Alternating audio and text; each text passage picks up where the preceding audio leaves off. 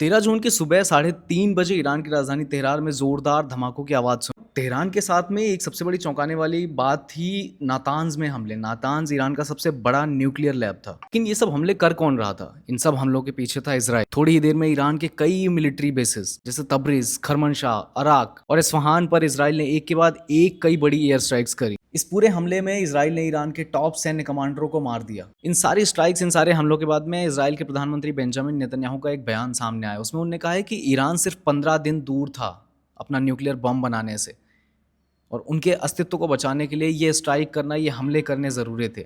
Iran के साइंटिस्टों को मारना ज़रूर। अभी की करंट टाइम पे जब मैं ये वीडियो रिकॉर्ड कर रहा हूँ, तब तक ईरान ने भी अपनी तरफ से रिटेलिएशन की प्रोसेस जारी कर दी है। बैलिस्टिक मिसाइल से हमले करने जारी कर दिए हैं। तेल अवीव जैसे शहरों में भीषण बमबारी चालू है।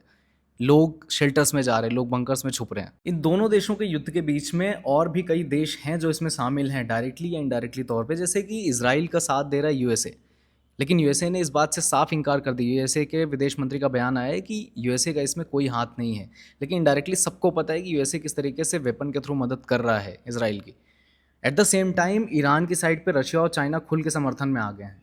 वहीं भारत जैसे देश हैं जो दोनों पक्षों को बराबर तहजीब। कोई जानकर काफ़ी हैरानी होगी कि जो ईरान और इजराइल आज एक दूसरे के कट्टर दुश्मन बने बैठे हैं, एक दूसरे का वर्चस्व खत्म करने पर तुले हुए हैं, वो कभी अच्छे दोस्त हुआ करते थे।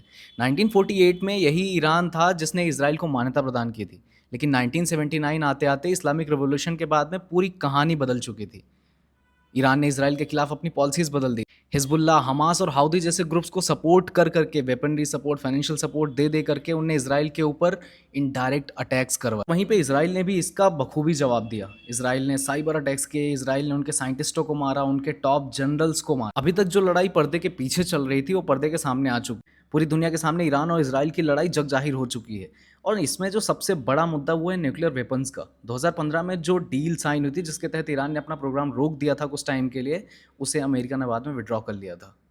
अमेरिका, इजराइल दोनों नहीं चाहते कि ईरान कभी भी परमाणु शक्ति वाला देश बने। वर्ल्ड वॉर 3 की शुरुआत हो भी सकती है अगर रशिया, चाइना, यूएसए जैसे देश खुलकर इन दोनों देशों के सपोर्ट में आ गए, समर्थन में आ गए। वहीं इंडिया जैसे देश हैं जहां पे दो मानसिकताएं काम कर रही हैं। एक ऐसा वर्ग है जो कहीं ना कहीं खुले तौर पर इजराइल को सपोर्ट कर रहा है, और एक ऐसा वर्ग है जो खुले तौर पर ईरान को समर्थन कर रहा है। तो what you think, let me know in the comment section कि गलती किसकी है।